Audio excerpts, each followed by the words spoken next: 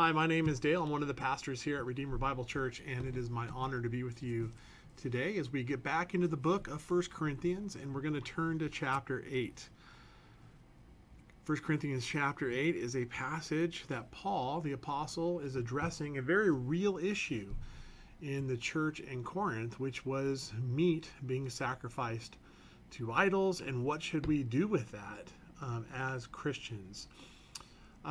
Now, again, as we talked about earlier this week, the context here in Corinth is you've got a hodgepodge of believers coming from different backgrounds, different cultures. You've got Jewish believers who obviously knew the dietary laws. You've got new believers from Greece and the outer regions where they were less so, where they actually were probably participated in some of these sacrifices to idols.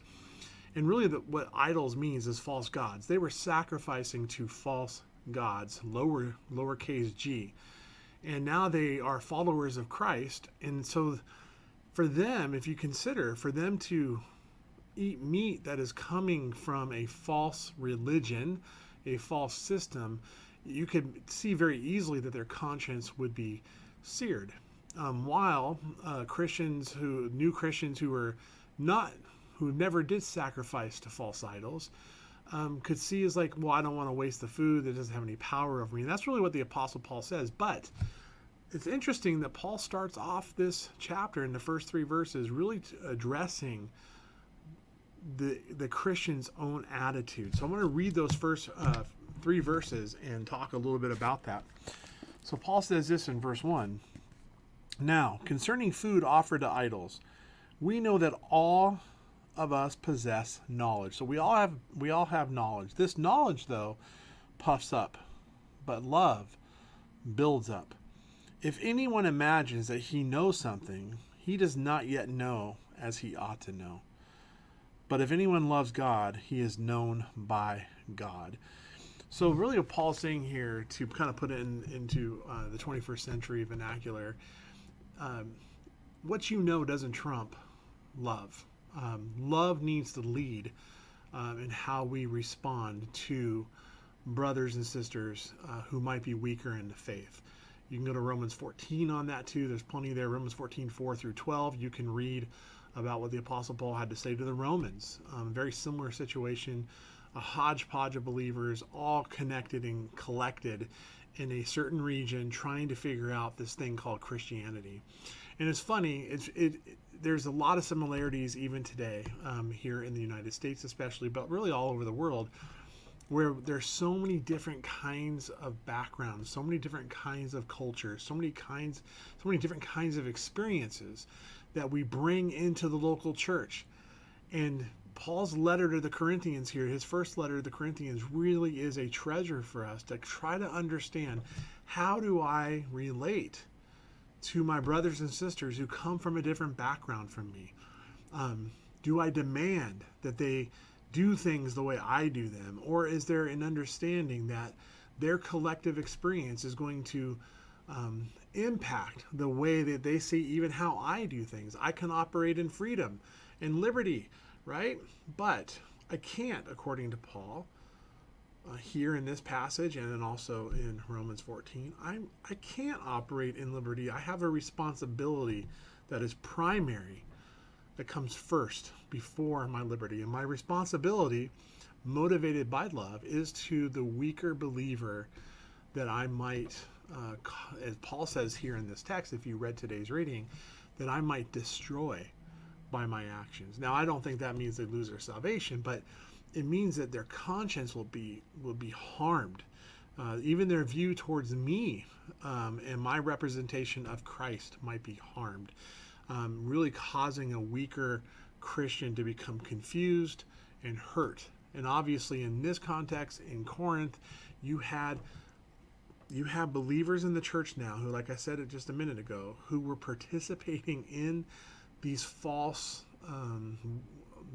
acts of worship, presenting meat at the altar to these false gods, again, small g. And so you could see why their conscience would be seared and like, I don't want to participate in that, because That reminds me of my old life. That reminds me of when I was a God hater and I didn't understand who the one true God is. So those first three passages are important for us to all understand, that as we build one another up in the church, that we need to understand that not everybody is like us, not everybody has the same experience as us, and there is a responsibility that we have towards our fellow believers. So as Paul says, verses 4 through 8, I won't read those. Just basically what I just said. You need to consider where your brother is coming from, where your sister is coming from. What do they know? And you need to consider their conscience. That's verses 9 through 11. We need to consider their conscience. Now I'm going to take this directly from a commentary.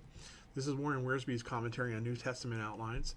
And he says this: conscience is that inner judge that condemns us when we do wrong and commends us when we do right. It bears witness to us. And he references Romans 2:15 and 9:1. The Christian's conscience has been purged, Hebrews 9:14 and 10:22, and is termed a good conscience. So Christians have a good conscience. 1 Timothy 1:5 and verse 19 in the same chapter. Repeated sin, not judged and confessed, will make a defiled conscience. That's Titus 1:15, and eventually a seared conscience, 1 Timothy 4:2, that no longer convicts. We must strive to have a conscience void of offense. Acts 24 verse 16. So conscience matters, and if we have a weaker brother that participated in a false religion and sacrificing meat in this context to those idols, and they didn't want to eat it, and they see us eating it, that could be problematic for their walk and for their own conscience. And again, as Paul ends this chapter in verses 12 and 13, Christ died for us. So let's read those two verses that Paul ends with in verses 12 and 13, understanding the sacrifice, what Christ gave up, the liberty that he had in heaven, what he gave up in order to help us find him and know God. Verse 12, thus sinning against your brothers and wounding their conscience when it's weak, you sin against Christ. Therefore, if food makes your brother stumble, if food makes my brother stumble, I will never eat meat, lest I make my brother stumble. Now, Paul says that because he's taking into account what Jesus did for us. And the freedom and the liberty that Jesus gave us comes with responsibility. Now, we can get into a huge conversation about Christian liberty. And I can do this and I can do that. I have liberty in Christ. What Paul is making very clear here is that while that is true, you also have a responsibility to your brother. And that responsibility is connected to the responsibility that Christ took on when he took on flesh to live the perfect life for you and I.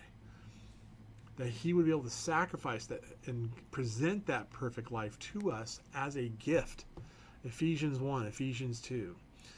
Jesus lived the perfect life because we couldn't, right? So Paul is saying, if I sin against my brother here, if I don't consider my brother first, I'm sinning against Christ. Think about that. I need to think about that. I have to consider my brothers and sisters in matters that sometimes I can get cavalier about. I have to consider my brothers and sisters and their walk with Christ before I consider what I can do in the liberty that's been granted to me by the gospel. See, it's very important that we understand as maturing Christians that every act that we take, somebody's watching. A weaker brother's watching. So yes, do you have liberty in Christ? Absolutely. And I'm the first one to champion that and wave that flag. You're no longer bound by the law. You have freedom in Christ, especially in regard to religious thinking and in religious living. But you have a responsibility to your brothers and your sisters to consider them before you consider yourself, just like Jesus did for us. We'll see you tomorrow. We'll be in 1 Corinthians chapter 9.